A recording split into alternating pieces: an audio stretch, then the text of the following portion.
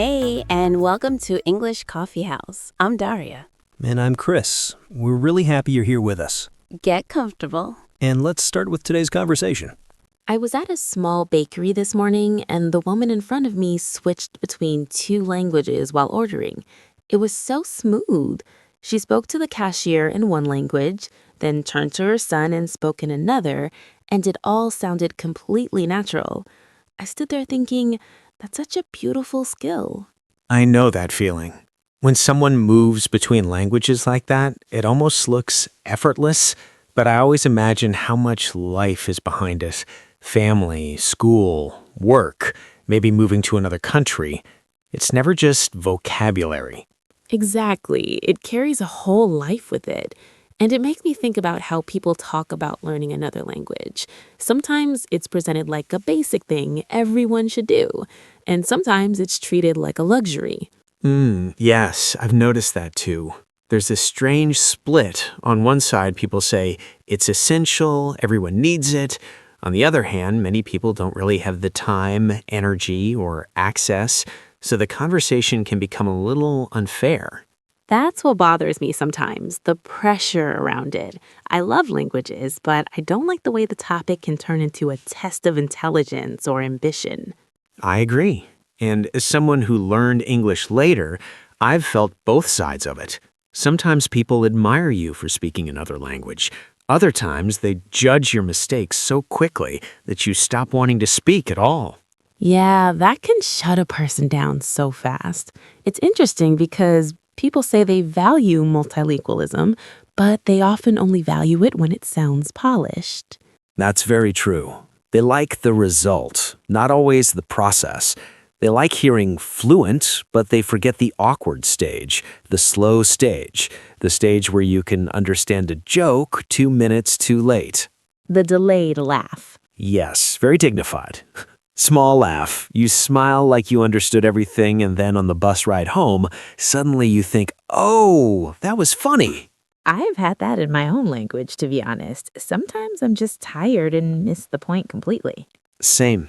So maybe that's also part of it. We imagine language ability is this fixed thing, but even in your first language, some days your brain is sharp, and some days it's just not joining the meeting. That's a very kind way to describe it. But let me ask you something. Do you think the value of learning another language changes depending on why someone learns it?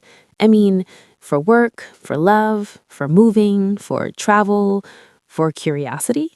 Definitely. The experience feels different. If you learn because you need to survive, the relationship can be intense, practical, stressful. If you learn because you're curious, it can feel playful. And if it's connected to a person you love, it becomes emotional in a different way. You're not just learning words, you're trying to reach someone more fully. That part really moves me. When someone learns a language to speak with a partner's parents or grandparents or children, there's something very humble in that. Yes, it's an act of care. And maybe that's why I don't fully connect with the everyone must do it framing. It makes it sound like a productivity goal. But in real life, it can be deeply personal. I agree. Also, people's lives are very different. For some, learning another language opens doors. For others, daily life is already heavy, and adding one more long-term challenge can feel impossible. That doesn't mean they're less curious or less capable. Right. Sometimes people are carrying so much already. I think we forget because language learning is often shown in this neat, motivating way. Cute notebooks, 10 minutes a day, coffee, headphones. Sunlight on a wooden desk. Exactly. Very peaceful, very cinematic. Meanwhile, real life is like you're exhausted, your laundry is still wet, and your app is asking you to practice irregular verbs. And it sends a notification like you're falling behind. Rude. Very rude. But at the same time, I don't want to sound negative. There is something genuinely powerful of hearing a thought form in a new language, even a simple sentence. The first time you express something small and real, not from a textbook, it stays with you. I love that. Something small and real. Yes, like not just, where is the station, but I'm tired, or I missed you, or this reminds me of home. Yes, those are the moments when it stops being a task and starts becoming part of your life. Do you think learning another language changed your personality at all? Not your values, maybe, but your way of speaking, your rhythm? A little, yes. I think I became more patient. In my first language, I can move quickly. In English, especially in the beginning, I had to slow down. I had to listen more carefully, and strangely, that stayed with me. Even now, I pause more before I speak. That's interesting. I can hear that in you, actually, in a good way. You choose your words with intention. Thank you. And you? You're a native speaker, but you've spent a lot of time around people from different language backgrounds. Do you feel that changed how you speak? It did. I think I became less attached to sounding perfect and more interested in being clear and kind. I used to interrupt more, finish people's sentences, move too fast. Then I realized that speed isn't the same as connection. That's such a good distinction. I learned it the embarrassing way. Usually the most effective way. Unfortunately, yes. I think that's one thing I really appreciate in multilingual spaces. People are often more patient with meaning. They listen for what someone is trying to say, not just how elegantly they say it. I love that too.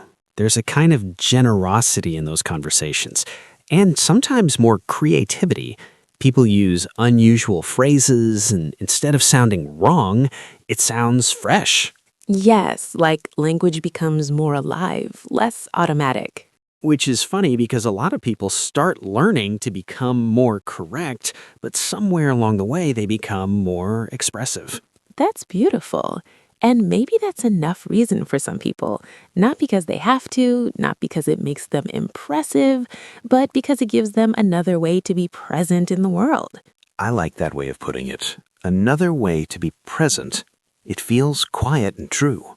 And I guess even people who never study seriously still meet other languages in small ways. Music, neighbors, menus, films, kids at the playground, someone on the train. Yes, and those moments matter too. Curiosity doesn't always have to become a big project. Sometimes it's just a moment of listening. A moment of listening. That's a nice place to leave it for a second. Yeah, just staying there a little. Thanks for spending this time with us. We really enjoyed having you here and sharing this conversation. Keep listening And we'll see you soon. here at English Coffee House.